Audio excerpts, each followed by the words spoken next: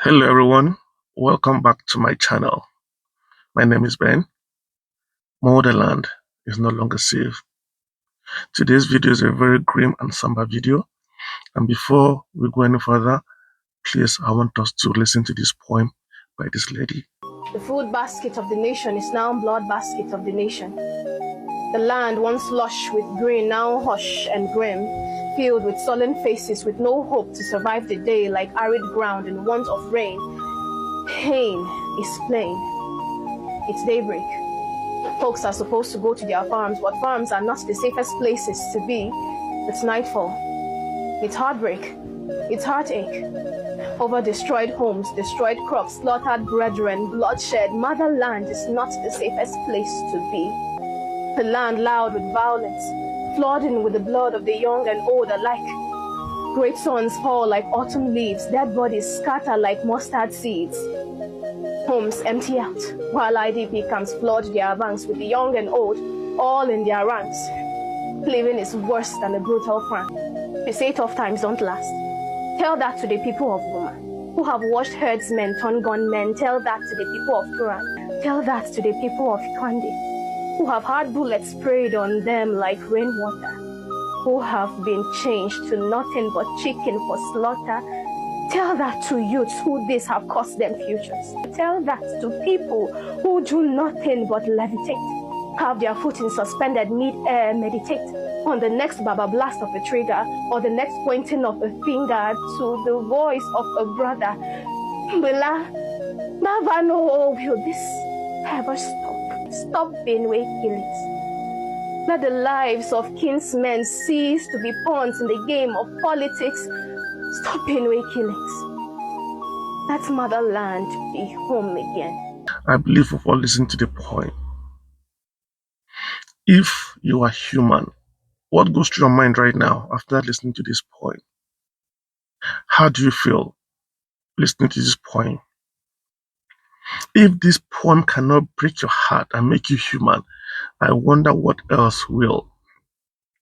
From the plateau, the highest point of Nigeria, to the middle belt, the lush land of Benue, is the same cry, tears and blood. When will they stop? When will the government take responsibility for all that is happening? For how long will the people cry? For how long will the land bleed? Every day is the same story. Just yesterday, I was being told of another happening in Benue. For how long will this continue and the government stand by and do nothing? Don't they hear the cry of the people? Don't they feel the pains of the people? What have we done wrong by being Nigerians? What is wrong by you carrying the tag in Nigerian? How long will this continue? The land is soaking, the land is bleeding, and nobody is saying anything. Instead of sending the security agencies after these people, these bloodthirsty people, you send them to guard the IDP camps. IDP in your own country. What a mistake of being a Nigerian. Every day you hear sorrowful tales of what is happening. People don't go to bed any longer safe. Motherland is no longer safe. I remember back then, when we get tired of city life, we always think about going back to motherland, where we have peace, we have love, we have people to welcome you. But today, motherland is desolate. Motherland is empty. I remember a friend of mine, his mom, who rather being an IDP in her own country, decided to come to live with her son in Abuja. And she said, once upon a time, the village is the safest place to live in. When the town have crisis, everybody runs back to the village. But how did this change? That now people run to the village, to the city centers. Motherland is no longer safe, and the people are standing and watching. The drumbeat is louder than ever. People are getting frustrated. People are getting tired. Will the government wait until people start seeking self-help? Should we get to that point where we raise arms against ourselves in a country that belongs to everyone? When did headsmen convert to become gunmen? Yeah, when we were kids, we go to the Rogers. Way back in Kaduna State, when I was a little boy, we go back to the Rogers to meet the headsmen and get fresh nono, fresh milk from them every morning. It's a wonderful experience. When I look back, and I think, when did these people transform or metamorphose from being headsmen that were good with their neighbors to becoming gunmen that can't see their neighbors anymore? And the government is standing and doing nothing about it. For how long will the carnage continue? For how long will the tears and blood continue to flow? People crying every day and nothing is happening. What pact did the government sign with the headsmen turned gunmen that when this happens, no one says anything? Is this all about politics? People's lives are going every day and nothing is being done? How long will this carnage continue? How long will such poems be recited in our society? When will they stop? When will this carnage stop? The people are helpless. When they retaliate, they go after them and arrest them and they said, you are breaking the law. But the reverse is never the case. If you think I'm just making this up, listen to what Asare Dokubo just said in this video. Sisters, something seriously is happening.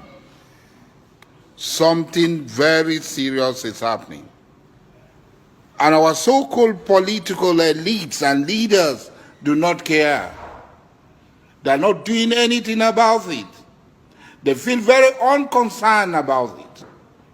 Our political elites do not care about it. Our people are left rudderless, tossed here and there by the tempests and the winds of the sea. Nobody cares. Every day we hear stories of thousands and thousands of Futajelong Kambari Fulanis being transported by every means of transportation down into our land,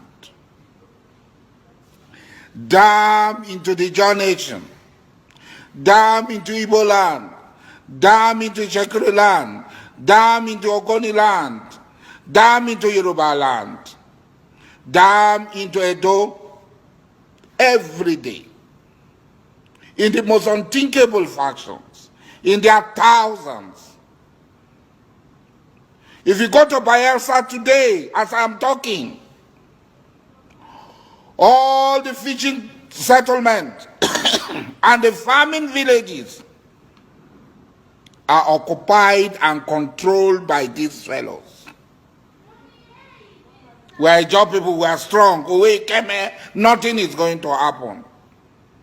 A man is only strong when he's with his people, when he has enough number to overcome his enemy. We should not underestimate these people. They have our money with us. They have been receiving tons and tons of our money. They have brought Abacha stole and sharing it amongst themselves. A minister in a federation came to say they're sharing the money in the north because there are no poor people in the south. And where are our governors? Where are our local ministers? Where are our women rights ministers? Where are our women rights lawyers? All of them, they close their mouth. But this is more sinister. This is more sinister. They are coming here. They are changing the demography. What are they coming for? You remember Osman Danfodio how they came to Sokoto, to Gobiri, to Kano, to Katsina, to be there. And what happened? They replaced the Abe rulers. They replaced the original people and took over the realms of power. They are coming. History is going to repeat itself if we don't act now. They are coming. History is going to repeat itself if we don't act now. They are not pretending about it. They are coming with war, destruction, and death. They are coming to occupy our land. Why you cannot go to your community? In Obama, how many Obama people are at home? They are leaving their home and they are coming here. Obama is a village. You cannot come to Obama. Those of us who live in Obama, we are backward people. Buguma is a village. Abonima is a village. You don't care. You are not bothered. But when death will come, it will not only come for Dokubo Asare. When the evil and the tribulation will come, it will not come for only Dokubo Asare. It will come for all of us. I'm smarter than you. I know that I'm more prepared than you. And when it comes, I will also run faster than you. To be forewarned is to be forearmed. It's not grandstanding like Wiki. I caught 14 people grandstanding. This is beyond grandstanding. This is a time for strategy. This is a time for consultation. This is a time for meeting. Our very survival is at stake. We must stand up and defend ourselves, or we will all perish in the hands of these blood-tasty monsters who will give us the Sokoto treatment. We've all heard what Asare Dokubo just said. If Asare Dokubo, that we all know too well, can say this, he has the information at his disposal. Asare Dokubo is not making this up. We all know that. He's blunt, he's truthful. He says it as it is. If Asare Dokubo, with his standing in society, can raise the alarm and say even himself, his people are being threatened, what more the ordinary man? I want to plead with the government today. Stop being reactive. Become proactive and save the land. Save motherland. Let motherland become a place of comfort, a place of peace, a place of tranquility. Let the people have hope in the existence of being Nigerians.